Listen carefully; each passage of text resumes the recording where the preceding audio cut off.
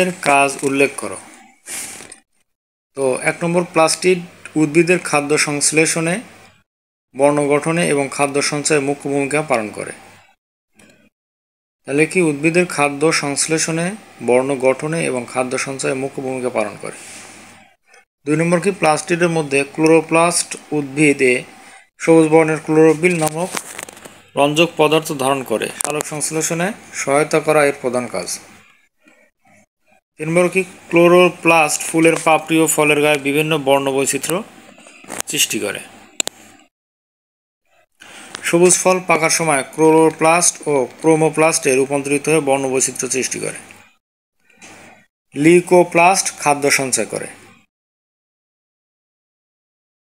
আচ্ছা, তাহলে কি সবুজ ফল পাকার সময় ক্লোরোপ্লাস্ট ও ক্রোমোপ্লাস্টে রূপান্তরিত হয়ে বর্ণ বৈচিত্র্য সৃষ্টি করে।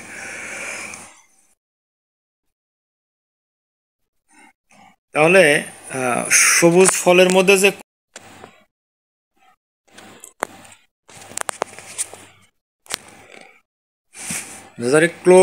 ক্রোমোপ্লাস্ট ফুলের পাপড়ি ও ফলের গায়ে বিভিন্ন বর্ণ বৈচিত্র্য সৃষ্টি করে।